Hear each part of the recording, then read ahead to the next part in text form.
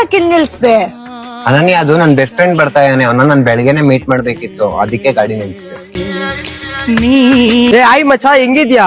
ನಾನ್ ಚೆನ್ನಾಗಿದ್ದೀನಿ ಮಚ್ಚ. ಮಚ್ಚ, ಇವಳೇ ನೋಡು ನನ್ ಹೊಸ ಗರ್ಲ್ ಫ್ರೆಂಡ್. ಇವಳು ನಿನ್ ಗರ್ಲ್ ಫ್ರೆಂಡಾ? ಹಾ ಹೌದು.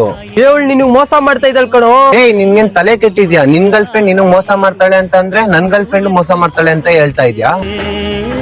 ಅವಳು ನಿನ್ ಹತ್ರ ಇರೋ ದುಡ್ಡು ನಿನ್ ಗಾಡಿ ನೋಡಿ ಇಷ್ಟ ಪಡ್ತಾ ಇದ್ದಾಳೆ, ನಿನ್ನಲ್ಲ. ಏನು? ನಿನಗ್ ಗೊತ್ತಿಲ್ಲ, ಅವಳು ಒಬ್ಬನ್ಗೆ 10 ಲಕ್ಷ ರೂಪಾಯಿ ಸ್ಕ್ಯಾಮ್ ಮಾಡಿದಾಳೆ.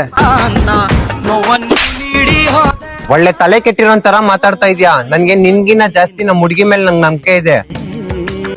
ನೀನ್ ನನ್ ಫ್ರೆಂಡ್ ಅಂತ ನಾನು ನಿನ್ಗೆ ಹೇಳ್ತಾ ಇದ್ದೀನಿ, ನಿನ್ ಮೇಲೆ ಹಣೆಗೂ ಅವಳು ನೀನು ಮೋಸ ಮಾಡ್ತಾ ಇದ್ದಾಳೆ. ಫಸ್ಟ್ ಹೋಗಿ ಇಲ್ಲಿಂದ. ನೀನೇನ್ ಬೇಜಾರ್ ಮಾಡ್ಕೊಂಬೇಡ, ಇರೋ ನಮ್ಮಿಬ್ರಿಗೆ ಕುಡಿಯಕ್ ಏನಾದ್ರು ತಗೊಂಡ್ ಬರ್ತೀನಿ. ಬೇಡ ಇರೋ, ನಾನೇ ಹೋಗಿ ತಗೊಂಡ್ ಬರ್ತೀನಿ. ಹಲೋ ಹೇಮಂತ್, ಜಸ್ಟ್ ಮಿಸ್ ನಾನ್ ಸಿಗಾಕೊಂಡ್ ಬಿಡ್ತಾ ಇದ್ದೆ. ನನ್ಗಂತೂ ತಲೆನೇ ಕೆಟ್ಟೋಗೈತೆ. ಬೇಗ ಅವನ ಹತ್ರ ದುಡ್ಡು ಇಸ್ಕೊಂಡು ಅವನ್ನ ಬಿಟ್ಬಿಡು. ಹೌದು, ನೀನ್ ಹೇಳ್ತಿರೋದು ಕರೆಕ್ಟ್. ಹೆಂಗಾನ ಮಾಡಿ ಅವನ ಹತ್ರ ಬೇಗ 2 ಲಕ್ಷ ರೂಪಾಯಿ ಇಸ್ಕೊಂಡು ನಿನ್ನ ಬಿಟ್ಬಿಡ್ಬೇಕು. ಬೇಗ ಅವನ ಹತ್ರ ದುಡ್ಡು ಇಸ್ಕೊಬಿಡು, ಆಮೇಲೆ ಬಿಟ್ಬಿಡು. ಹಾ ಸರಿ.